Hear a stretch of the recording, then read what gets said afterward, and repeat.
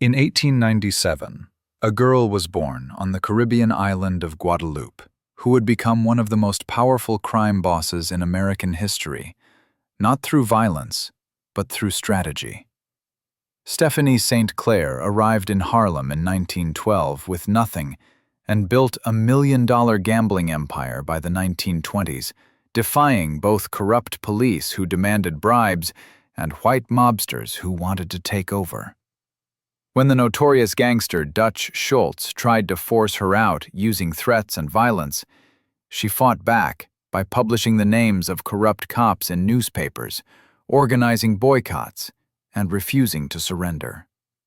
When Schultz was finally killed in 1935, she sent him a famous telegram as he lay dying. "As ye sow, so shall ye reap." She wore French designer clothes, drove luxury cars, spoke 4 languages, and used her gambling profits to fund schools and businesses in the black community. She shot her cheating husband, but survived prison to mentor Bumpy Johnson, who would become Harlem's most legendary figure. This is the story of Stephanie St. Clair, the brilliant strategist they called Queenie, who proved that intelligence could triumph over brute force. Guadeloupe, in the late 19th century, was a French colony in the Caribbean, a lush, tropical island marked by the legacy of slavery, sugar plantations, and colonial exploitation. Into this world of beauty and inequality, Stephanie St. Clair was born in 1897 to a family of modest means struggling in the post-emancipation economy. Details of her early childhood are sparse and sometimes contradictory. Stephanie herself would later embellish her origins, claiming various aristocratic or exotic backgrounds to enhance her mystique. What's certain is that she grew up in poverty, that she was intelligent and ambitious, and that she saw limited opportunities for advancement in colonial Guadeloupe. In 1911, at approximately age 14, Stephanie made a decision that would determine the course of her life. She would emigrate to the United States. America represented possibility, wealth, and freedom from the constraints of colonial society.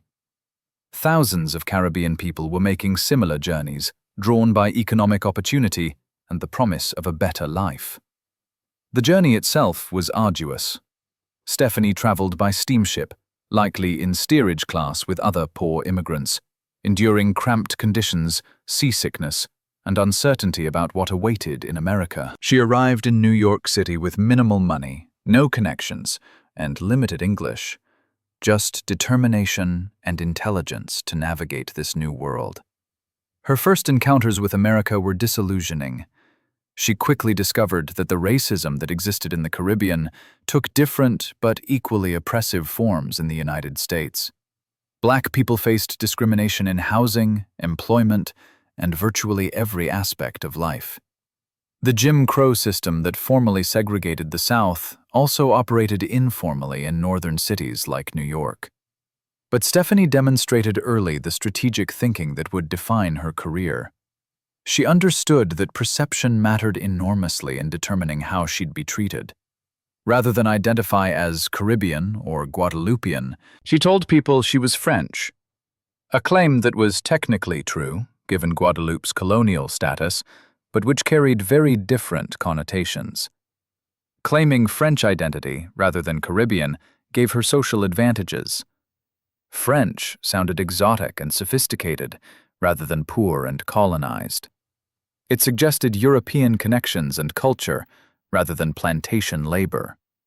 Stephanie cultivated this image carefully, speaking French fluently, affecting French mannerisms, and later dressing in expensive French fashions. Her initial employment was as a domestic servant, the typical job available to black women immigrants. She cleaned houses for wealthy white families, experiencing firsthand the vast inequality between New York's rich and poor. The work was hard, the pay minimal, and the treatment often degrading. But Stephanie saved money meticulously, already planning for something better. During these early years, she learned about American society by observation and experience. She saw how power operated, who had it and who didn't, how money could change status, and how white people maintained control through both formal laws and informal social codes. She also observed the underground economy that existed parallel to the legal one. Gambling, bootlegging, and other vice activities that generated enormous cash flow. By 1912, Stephanie had gravitated toward Harlem, the section of Upper Manhattan that was rapidly becoming the center of black culture and life in New York. Harlem in the 1910s was undergoing demographic transformation as black people migrated there from the American South and from the Caribbean, creating a vibrant, complex community. Harlem offered something the rest of New York didn't. A place where black people could establish businesses, churches, social organizations, and culture on their own terms. It was crowded, often poor, but alive with possibility and creativity. For an ambitious young woman like Stephanie, Harlem represented opportunity. She absorbed Harlem's street culture, learning how informal economies operated, who the important players were, and where the real money could be made. She was observant, strategic, and patient, qualities that would serve her well in the ruthless world she was about to enter. The Harlem Stephanie arrived in was on the cusp of the Harlem Renaissance, the explosion of black culture, art, music, and literature that would make the neighborhood famous worldwide. But alongside this cultural flowering existed grinding poverty, limited employment opportunities, and the need for residents to create their own economic systems. Into this environment, Stephanie St. Clair would introduce herself as a force to be reckoned with. The numbers game, also called the policy racket, was an illegal lottery that flourished in urban black communities across America in the early 20th century. Players would bet small amounts, often just pennies, on 3-digit numbers, hoping their chosen combination would be selected in a daily drawing. The odds of winning were terrible, but the game was accessible, required minimal investment, and offered hope of a life-changing payout. The numbers game filled a need in communities excluded from mainstream financial systems. Banks wouldn't serve black customers, legitimate businesses wouldn't hire black employees, and legal gambling establishments barred black patrons. The numbers game was created by and for black communities, operating outside white-controlled institutions. Stephanie recognized the potential of this business around 1922. She had been watching how the game operated, studying who ran it successfully and who failed, learning the mathematics of odds and payouts, and identifying the organizational requirements. With approximately $10,000 in starting capital, accumulated through years of saving and possibly through involvement in smaller operations, she established her own numbers operation. Her approach to the business demonstrated strategic brilliance. While others treated the numbers game as pure exploitation, taking bets and frequently refusing to pay winners, Stephanie established a reputation for honesty and reliability. If players won, they got paid, promptly and in full. This integrity was both moral and pragmatic. Players who trusted they'd be paid if they won would continue playing, creating sustainable, long-term revenue. She built an organization with military precision. Hundreds of runners worked for her, collecting bets from players throughout Harlem, in barbershops, restaurants, apartment buildings, street corners, wherever people gathered. These runners reported to supervisors, who reported to managers, who reported to Stephanie. She created a hierarchical structure that could process thousands of bets daily while maintaining security and accountability. The nickname Madam Queen, or Queenie, reflected both respect and irony. She was a queen in that she ruled Harlem's numbers racket with absolute authority. But Madam also carried connotations of brothels and vice, placing her in the tradition of female criminals who operated in morally ambiguous spaces. Stephanie embraced the name, using it to build her legend. Her personal style reinforced her image as someone exceptional. While many in Harlem struggled with poverty, Stephanie dressed in expensive designer clothing, often French labels that emphasized her claimed heritage. She drove the latest luxury cars, lived in a well-appointed apartment, and conducted herself with the bearing of aristocracy. This wasn't just vanity, but branding. She needed to appear successful to attract customers and command respect. Her fluency in French, English, and Spanish, and later some Yiddish for dealing with Jewish gangsters, gave her advantages in New York's multi-ethnic criminal underworld. She could negotiate directly with different groups, understand their conversations, and navigate the complex ethnic territories that divided the city's vice economy. By the mid-1920s, Stephanie's operation was generating enormous revenue. Estimates suggest hundreds of thousands or even millions of dollars annually. She was one of the wealthiest black people in New York, and certainly the most powerful black woman in the criminal economy. Her success challenged assumptions about who could wield power in America's underworld. But success brought attention from two dangerous sources: corrupt police who wanted bribes, and white mobsters who wanted control of Harlem's lucrative vice trade. Both would pose existential threats to Stephanie's empire, and both would discover that Madam Queen didn't surrender easily. Her office, located in Harlem and carefully guarded, became a center of power that extended beyond gambling. People came to Stephanie for advice, for loans, for mediation of disputes, for connection to lawyers or politicians. She was becoming not just a crime boss, but a community leader, wielding influence that transcended the numbers game itself. The New York Police Department in the 1920s and 30s was notoriously corrupt, particularly in its dealings with vice operations in black and immigrant neighborhoods. Police demanded regular payoffs from gambling operations, brothels, speakeasies, and other illegal businesses, not to shut them down, but to allow them to operate unmolested. This protection racket was systematic, organized, and enormously profitable for corrupt officers. When Stephanie's numbers operation became large and successful, police came demanding their cut. They expected her to pay regular bribes, perhaps weekly or monthly, in exchange for being allowed to operate. Many gambling operators accepted this as cost of doing business, factoring police payoffs into their overhead. Stephanie refused. Her refusal wasn't naive or irrational, but strategic. She understood that paying police wasn't just a one-time expense, but the beginning of endless demands. Pay once, and they'd demand more. Show weakness, and they'd exploit it. She decided instead to fight, using publicity as her weapon. The police response to her refusal was harassment and intimidation. They raided her operations, arrested her runners, confiscated money, and generally made her business difficult to conduct. These raids weren't aimed at shutting her down entirely.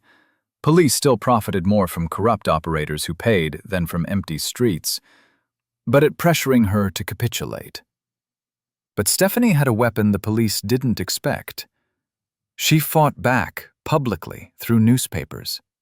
She wrote letters to the New York Amsterdam News, the leading black newspaper, naming specific police officers who had demanded bribes, describing their corruption in detail, and calling for reform. These letters were explosive. They named names, cited specific amounts, and provided dates and locations of corrupt acts. Publishing police corruption in newspapers was extraordinarily bold and dangerous. Police had enormous power to retaliate, and few people were willing to challenge them openly. But Stephanie calculated that publicity provided protection. If something happened to her after she'd publicly accused specific officers, the connection would be obvious, making retaliation costly for police. Her letters created scandals that reverberated through New York politics. The Amsterdam News had wide readership in Harlem, and Stephanie's accusations confirmed what many already suspected about police corruption. Reform-minded politicians and activists used her revelations to demand investigations and change. While systemic police corruption continued, individual officers she named faced consequences. In the black community, Stephanie's willingness to confront corrupt police made her a hero. Most people had to submit to police abuse without recourse. Seeing someone, especially a woman, stand up to police power was inspiring and empowering. Madam Queen became more than a gambling operator. She became a symbol of resistance against unjust authority. Her fight with police illustrated the complex position of black criminal operators in this era. They were breaking the law, yes, but they existed because legal economic opportunities were denied to black people through racism. And the police who harassed them weren't enforcing law impartially, but running their own criminal rackets while selectively prosecuting others. Stephanie framed her conflict with police not as criminals versus law enforcement, but as a black businesswoman defending herself against corrupt white officials who wanted to steal from her community. This framing had political resonance in Harlem, where residents understood the police as occupying force rather than protector. The war with police was never fully won or lost. It was ongoing throughout her career. But Stephanie established that she wouldn't be easily bullied, that fighting back was possible, and that corrupt police couldn't act with complete impunity. These lessons would be important when she faced an even more dangerous enemy: organized crime. The 1920s and early 1930s marked the Harlem Renaissance, an explosion of black cultural creativity that made Harlem the center of African-American artistic and intellectual life. Writers like Langston Hughes and Zora Neale Hurston, musicians like Duke Ellington and Louis Armstrong, and intellectuals like W.E.B. Du Bois and Marcus Garvey created a cultural movement that celebrated black identity and challenged racial subordination. Stephanie St. Clair's gambling empire existed alongside and intersected with this cultural flowering. The money flowing through Harlem's vice economy, gambling, speakeasies, nightclubs, funded much of the Renaissance. The same establishments where people played numbers also hosted jazz performances, poetry readings, and political discussions. Culture and crime were intertwined in Harlem's economy. Stephanie understood that her position in the community required more than just running a successful business. She needed to be seen as contributing to Harlem's welfare, not just profiting from it. She strategically used her wealth to support community institutions, particularly education and small businesses. She funded scholarships for students, contributed to schools, and supported small black-owned businesses that couldn't get loans from white-controlled banks. These contributions weren't just philanthropy, but investment in community stability and in her own legitimacy. A prosperous Harlem meant more customers for her business and more support when she needed community backing. Her legal sophistication grew as she faced ongoing challenges from police and competitors. She hired top lawyers to defend her when arrested, to sue police for harassment, and to navigate the complex legal environment. She also studied law herself, learning enough to understand contracts, property rights, and criminal procedure. This knowledge made her harder to exploit and better able to defend her interests. Stephanie taught people in her organization and in the broader community about their legal rights. She explained that they didn't have to submit to illegal police searches, that they had rights even as accused criminals, and that lawyers could provide protection against unjust treatment. This civic education had political dimensions. It encouraged resistance to abuse of power. She created what amounted to a union for numbers workers, establishing standards for how runners and other employees would be treated, what they'd be paid, and how disputes would be resolved. This organizational formality was unusual in criminal enterprises, but reflected her understanding that well-treated employees were more loyal and effective. Her office became a power center where various Harlem leaders, legitimate and otherwise, came to discuss community issues, resolve conflicts, and coordinate responses to external threats. She mediated disputes between other gambling operators, between businesses and customers, and even between rival criminal factions. This mediation role gave her influence beyond her direct business operations. The complexity of her position was reflected in how different people viewed her. To some, she was a criminal exploiting poor people's desperate hopes through gambling. To others, she was a businesswoman, creating economic opportunities in a community starved for them. To still others, she was a race leader, fighting against corrupt police and white mobsters trying to steal from black communities. She cultivated relationships with Harlem Renaissance figures, attending cultural events, supporting artists, and being visible in the community's social life. These connections provided legitimacy. If respected writers, musicians, and intellectuals associated with her, it suggested she was more than just a criminal. But the tension was always present. The Harlem Renaissance celebrated black achievement and dignity, yet much of it was funded by vice operations that some viewed as degrading. Stephanie embodied this tension. She was simultaneously building black economic power and running illegal gambling that took money from poor people who could barely afford their bets. Her influence on Harlem in this period was significant and multifaceted. She was employer to hundreds, benefactor to community institutions, political force against police corruption, and symbol of black self-determination. But she was also gangster, operating outside law, using violence when necessary, and participating in an economy of vice. Understanding her requires holding both truths simultaneously. In the early 1930s, as the Great Depression devastated legitimate businesses, illegal gambling became even more lucrative. Harlem's numbers game generated millions of dollars annually, and this wealth attracted the attention of white organized crime syndicates that had previously focused on bootlegging, labor racketeering, and other vice activities. Dutch Schultz, born Arthur Flegenheimer, was a ruthless white gangster who controlled various criminal operations in New York. He was known for extreme violence, for killing competitors and witnesses without hesitation, and for his volatile temperament. By the early 1930s, Schultz had decided to take over Harlem's numbers racket, push out black operators and consolidating control under white mob leadership. Schultz's approach was brutal and straightforward.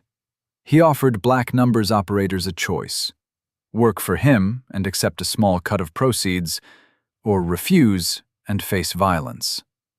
His organization sent enforcers into Harlem to threaten operators, vandalize establishments, and occasionally kill those who resisted. Many black operators, understandably terrified, accepted Schultz's terms. But Stephanie St. Clair refused absolutely. She had built her empire through intelligence and strategy, had fought off corrupt police, and wasn't about to surrender to a white gangster simply because he was violent. Her refusal was both principled and practical. Surrendering would mean losing everything she'd built, while fighting at least offered a chance of maintaining independence. The war between Madam Queen and the Dutchman became legendary in Harlem. It was framed not just as a business dispute, but as racial conflict. A black woman defending her community's economic interests against white criminal colonization. Harlem largely supported Stephanie, seeing her as fighting for them against outside exploitation. Schultz's tactics included vandalizing establishments that allowed Stephanie's runners to collect bets, threatening people who worked for her, and occasional violence against her employees. The violence was calibrated to be frightening, without being so extreme it would provoke massive police response or community uprising. Schultz wanted to pressure Stephanie, not martyr her. Stephanie responded with strategic creativity rather than matching violence with violence. She organized boycotts, encouraging Harlem residents not to place bets with Schultz's organization. She publicized his incursions in newspapers, framing him as a white criminal trying to steal from the black community. She used her connections and intelligence networks to anticipate his moves. The conflict played out over several years, with neither side able to achieve decisive victory. Schultz controlled more resources and muscle, but Stephanie had community support, better intelligence about Harlem's streets, and strategic cunning that kept her ahead of his attacks. The stalemate was frustrating for Schultz, who was used to intimidating people into submission. There was at least one attempt on Stephanie's life. Accounts vary on details, but she survived, either through luck, warning from allies, or her own precautions. The fact that she survived while maintaining her operations demonstrated resilience that enhanced her legend. She was the woman who wouldn't be killed or cowed by Dutch Schultz. She allied with Ellsworth Bumpy Johnson, who would become Harlem's most famous gangster. Bumpy served as her enforcer, bodyguard, and strategic partner. He provided the physical security and muscle to counter Schultz's violence, while Stephanie provided the strategic direction and community connections. Their partnership was crucial to her survival. The conflict with Schultz defined this period of Stephanie's life. It was existential threat and opportunity. Threat because he could destroy her, opportunity because successfully resisting him would cement her status as Harlem's most formidable leader. Every day she maintained independence was victory. The broader context mattered. Prohibition was ending in 1933, eliminating the massive profits from bootlegging that had fueled organized crime's growth. Gangsters were looking for new revenue sources, and gambling was the most obvious target. Harlem's numbers game represented fresh territory to exploit, making Schultz's ambitions part of larger organized crime reconfiguration. As Dutch Schultz intensified pressure on Harlem's numbers operators, Stephanie St. Clair demonstrated the strategic brilliance that had built her empire. Rather than simply reacting to Schultz's moves, she proactively organized resistance that leveraged her community support, intelligence networks, and understanding of both street dynamics and political power.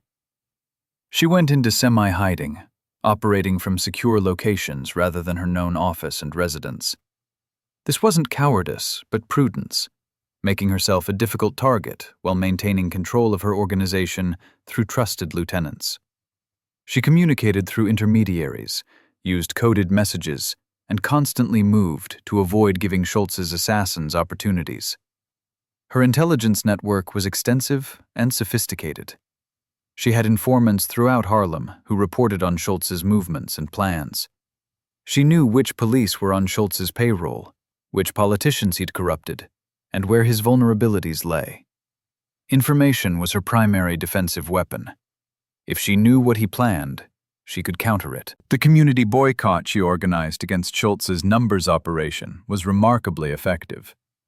She appealed to racial solidarity, framing placing bets with Schultz as betraying the community and supporting white exploitation. Many Harlem residents, already predisposed to support local black operators over white outsiders, complied. This reduced Schultz's profitability and demonstrated that community loyalty could be a weapon. She used newspapers again, publishing accounts of Schultz's violence and corruption, personalizing the conflict as Harlem versus outside criminals. These publications served multiple purposes. They pressured police to limit Schultz's violence, they rallied community support, and they created public record that would make any attack on her politically costly. Her partnership with Bumpy Johnson evolved into genuine collaboration. Bumpy wasn't just muscle, but strategic advisor who understood street dynamics as well as she did. He managed the physical security aspects, protecting runners, defending territory, occasionally retaliating against Schultz's enforcers, while Stephanie handled strategy, finance, and political maneuvering. Bumpy Johnson's role as the sword protecting Madam Queen's empire was crucial.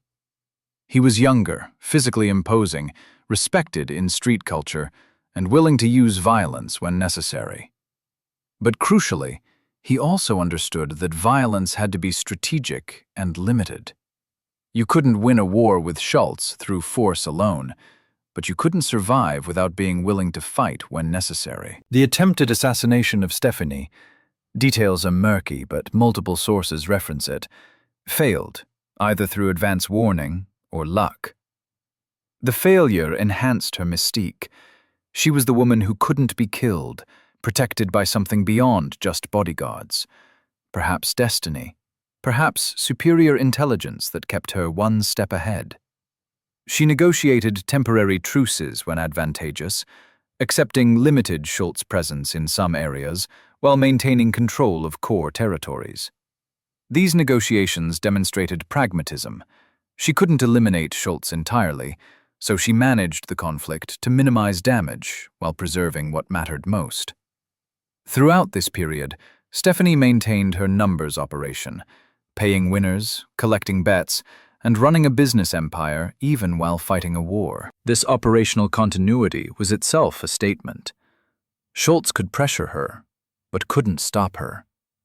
The business continued, profits flowed, and her organization remained intact. The psychological dimension of the conflict mattered. Schultz was used to intimidating people into submission, to having his violence produce quick capitulation. Stephanie's prolonged resistance frustrated him, possibly contributing to the increasingly erratic behavior that would eventually contribute to his downfall. She got inside his head by simply refusing to break. The defense of her territory lasted several years, from the early to mid-1930s. It was exhausting, dangerous, and required constant vigilance. But Stephanie endured, maintaining her independence and demonstrating that intelligence, community support, and strategic thinking could counter superior force. The war would end not through her surrender, but through external events that would remove Schultz from the equation entirely. By 1935, Dutch Schultz faced mounting problems beyond his conflict with Stephanie St. Clair. Federal authorities were investigating him for tax evasion, the same charge that had brought down Al Capone. Schultz's volatile personality and willingness to use extreme violence had made him a priority target for law enforcement, and his own organization was under pressure from rival mob factions. Schultz's response to these pressures was characteristically aggressive and reckless. He allegedly proposed killing Thomas Dewey, the crusading prosecutor investigating him. A plan so extreme that other mob leaders recognized it would bring catastrophic law enforcement response down on all organized crime. The mob's governing commission, led by Lucky Luciano and Meyer Lansky, decided Schultz had become too dangerous and unstable to be allowed to continue. On October 23, 1935, Dutch Schultz was at the Palace Chop House in Newark, New Jersey, with several associates. Two gunmen entered and opened fire, killing Schultz and his companions. Schultz survived initially, taken to the hospital where he lingered for hours, sometimes delirious, sometimes lucid, before finally dying. When Stephanie learned that Schultz had been shot and was dying, she composed one of the most famous telegrams in gangster history. She sent it to Schultz at the hospital, where he lay dying. The message was simple and biblical. "As ye sow, so shall ye reap." The telegram was perfect, elegant, condemning, and untraceable to anything actionable. It acknowledged Schultz's fate while attributing it to divine justice or karma rather than specific human agency. It conveyed her contempt while maintaining her dignity, and it ensured her final word in their conflict would be remembered. The phrase, "As ye sow, so shall ye reap," came from Galatians 6:7, meaning that people eventually face consequences for their actions. Schultz had sown violence and would reap death.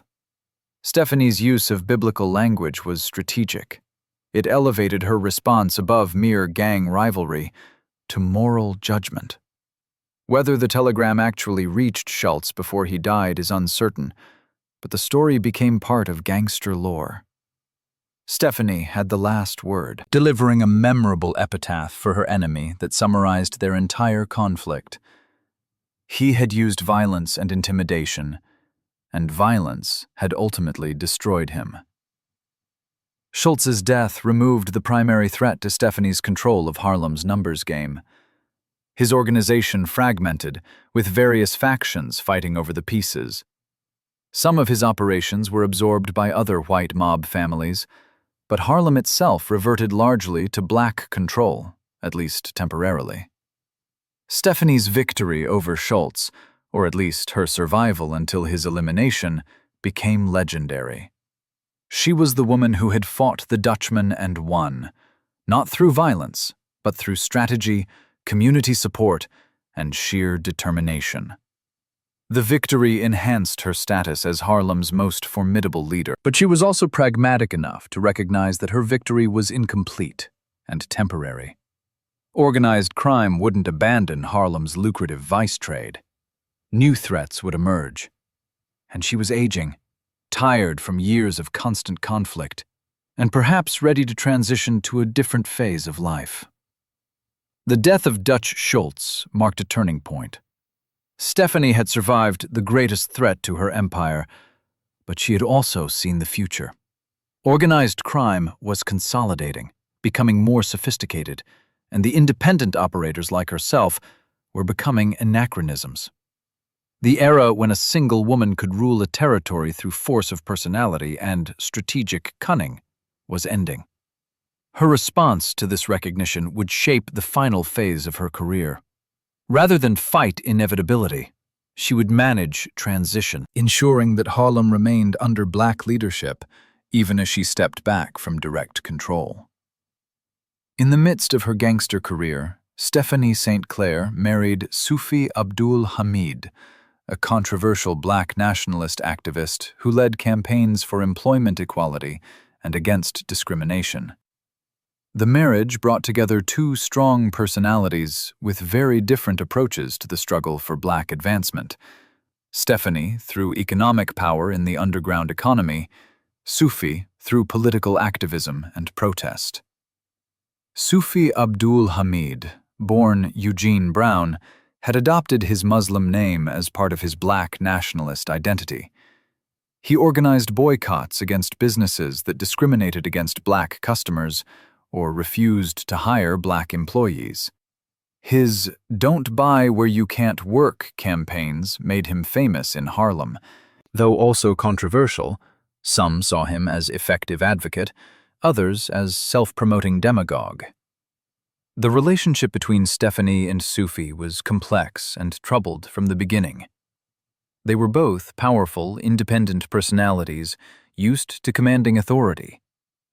Their approaches to community leadership differed fundamentally. She believed in building economic power outside white-controlled systems. He believed in forcing integration and equality within those systems. Business disagreements strained the marriage. Sufi apparently saw Stephanie's gambling empire as a resource he could tap for funding his political activities. She resisted, viewing her business as separate from his activism and unwilling to let him control her money. The power struggle over finances reflected deeper conflicts about authority within the marriage. Stephanie discovered that Sufi was unfaithful, carrying on affairs with other women while married to her. This betrayal was both personal hurt and public humiliation. Everyone in Harlem knew Madam Queen's business, and her husband's infidelities became community knowledge. For a woman whose power rested partly on respect and dignity, this was intolerable. She also learned, or suspected, that Sufi was stealing money from her, using his position as her husband to access her financial resources and misappropriate them. The combination of infidelity and financial betrayal transformed the marriage into an adversarial relationship. In January 1938, the conflict culminated in violence. Stephanie shot Sufi in their apartment. He survived, requiring hospitalization for his wounds. The shooting was partly a crime of passion, rage at betrayal, but also pragmatic elimination of someone who had become a threat to her authority and resources. The shooting led to Stephanie's arrest and prosecution. She was convicted of assault and sentenced to prison. Accounts vary on the exact length, but she served approximately 2 to 5 years. For someone who had avoided serious prison time throughout her gambling career, being imprisoned for shooting her cheating husband was ironic. Prison gave her time to reflect on her life and future. She was in her 40s, had accumulated wealth, had survived Dutch Schultz and corrupt police, and had built an empire. But prison also meant losing day-to-day control of her operations. She needed trusted lieutenants to manage things in her absence and to prepare for an eventual transition. During her imprisonment, she reportedly began planning her retirement from active leadership. She recognized that her era was passing, that organized crime was changing in ways that favored younger, more violent operators, and that she had achieved what she'd set out to achieve. The question became, who would inherit her empire? The shooting of Sufi Abdul Hamid demonstrated Stephanie's capacity for violence when she judged it necessary. Throughout her career, she had preferred strategy over force, intelligence over muscle. But when personally betrayed and threatened, she showed she could act decisively and violently. The incident added another layer to her legend. She was strategic, yes, but also dangerous when crossed.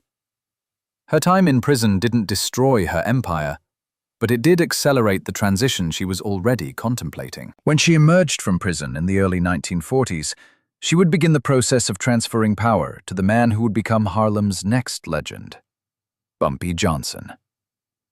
Ellsworth Bumpy Johnson had been Stephanie's enforcer, bodyguard, and strategic partner since the early 1930s. By the time she was released from prison in the early 1940s, he had proven himself not just as muscle, but as a leader capable of running complex criminal operations. Stephanie's decision to transfer power to him was strategic recognition of both his capabilities and the changing nature of Harlem's underworld. The transfer wasn't sudden, but gradual, occurring over several years as Stephanie stepped back from daily operations while maintaining advisory role. She mentored Bumpy in the strategic and political aspects of leadership, the parts that required more than street smarts and physical courage. Her most important lesson to Bumpy was to use intelligence over force. While Bumpy was capable of violence and willing to use it when necessary, Stephanie taught him that sustainable power came from strategic thinking, from understanding the broader political and economic context, and from building community support rather than ruling through fear alone. She introduced him to her networks, politicians, lawyers, business people, journalists, and taught him how to navigate these relationships. Understanding that criminal empires don't exist in isolation, but require connections to legitimate power, was crucial knowledge she passed on. The negotiation with the Italian mob, particularly Lucky Luciano's organization, was critical to Harlem's future. As organized crime consolidated in the 1940s, white mob families were expanding into territories previously controlled by Black, Latino, and other ethnic operators. Luciano, who was imprisoned but still influential, was key to determining how Harlem's vice operations would be controlled. Stephanie and Bumpy negotiated arrangements that allowed Harlem to remain under Black leadership, while acknowledging the Italian mob's superior force and political connections. These negotiations required delicate balancing, maintaining enough independence to preserve Black economic power while avoiding conflict that Black operators would lose. The arrangement that emerged, details are murky as such agreements weren't written down, apparently allowed Bumpy to control street-level operations in Harlem while paying tribute to Italian mob families and coordinating with them on larger issues. This preserved local Black economic control while preventing the violent takeover that had destroyed Black operators in other areas. Stephanie's role as behind-the-scenes advisor to Bumpy continued through the 1940s and 50s. She was no longer the public face of Harlem's underworld, but remained influential, consulted on major decisions, and helping navigate the increasingly complex relationships between black operators and white organized crime. Her influence on maintaining order in Harlem during this period was significant. She helped establish protocols for resolving disputes, for dividing territories, and for avoiding conflicts that would bring excessive police attention. Her strategic thinking helped create a more stable criminal economy that benefited everyone involved. The transformation from Madam Queen to retired mentor represented her ability to adapt to changing circumstances. She recognized when to fight against Dutch Schultz, when to negotiate with the Italian mob, and when to transition power to the next generation, turning leadership to Bumpy Johnson. This strategic flexibility was as important to her long-term success as her earlier brilliance in building the empire. Her later years included some legitimate business activities and social work in Harlem. She maintained the French sophistication and style she'd cultivated since arriving in America, living comfortably on her accumulated wealth, while staying connected to the community she'd served and exploited for decades. The relationship between Stephanie and Bumpy Johnson became legendary in itself. The Queen and her successor, the strategist and the enforcer, the generation that built Harlem's black criminal empire, and the generation that sustained it. Their partnership demonstrated that power could be transferred peacefully when both parties prioritized community continuity over personal ego. Stephanie St. Clair lived her final decades in relative privacy, retired from active criminal leadership, but maintaining her connections and influence in Harlem. She died in 1969 at approximately 72 years old, having lived to see the civil rights movement transform American society in ways she had fought for through very different means. The exact extent of her remaining wealth at death is unknown. She was notoriously secretive about finances, probably hiding money in ways that would avoid taxes and legal scrutiny. Some wealth likely went to family and trusted associates, some possibly to community organizations. But she took most financial secrets to her grave. Her story has been retold in numerous films, books, and television series. The 1997 film Hoodlum depicted her conflict with Dutch Schultz, with Cicely Tyson playing Stephanie. The series Godfather of Harlem featured her relationship with Bumpy Johnson. These dramatizations have introduced her story to new generations, though they often sacrifice historical accuracy for dramatic effect. Her significance in American history extends beyond gangster law. She was a black woman who built economic power in an era when both racism and sexism worked to prevent such achievement. She did it through illegal means, yes, but in a society that largely blocked legal paths to wealth and power for people like her. She fought corrupt police at a time when police corruption in black neighborhoods was pervasive and rarely challenged.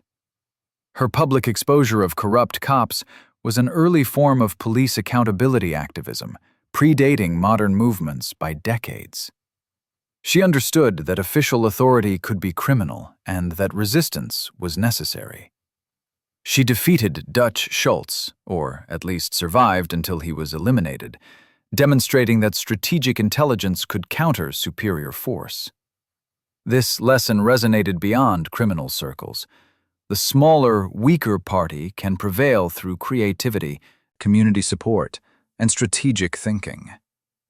Her mentorship of Bumpy Johnson influenced Harlem's development for decades after she retired. Bumpy's approach to leadership, combining street credibility with strategic sophistication, reflected lessons learned from Stephanie. Through him, her influence extended into the 1960s. The lessons from her life include understanding of strategy, the importance of community support, the value of intelligence over force, and the need to adapt to changing circumstances. She demonstrated that long-term success requires knowing when to fight, when to negotiate, and when to transition power. But her legacy is also complicated by the nature of her business. The numbers game exploited poor people's desperate hopes, taking money from people who could barely afford to lose it. While she ran an honest game that paid winners, The fundamental business model depended on the poor losing more than they won. This exploitation is part of her legacy, alongside the resistance and empowerment. The question, was Stephanie St. Clair a criminal or a victim of society, doesn't have a simple answer. She was both. Someone who operated outside law because legal opportunities were denied to Black women. Someone who built economic power in the only way available to her. But also someone who profited from others' poverty and desperation. Her genius lay in her strategic mind. She understood power, how to build it, maintain it, and, when necessary, transfer it. She understood that appearance mattered, that publicity could be a weapon, that community support was crucial, and that intelligence could compensate for lack of physical force or official authority. Stephanie St. Clair wasn't just a criminal. She was a strategist, a community leader, a feminist before the term was widely used, a resistor against police corruption and white supremacist power structures, and a woman who refused to accept the limitations society tried to impose on her. Her final legacy is this. She proved that a Black woman immigrant with no resources except intelligence and determination could build an empire, defeat powerful enemies, shape her community's development, and become a legend. Whether that empire was criminal or liberatory, exploitative or empowering, depends on perspective. What's undeniable is that Madam Queen ruled Harlem with her golden mind, and her reign changed the neighborhood forever.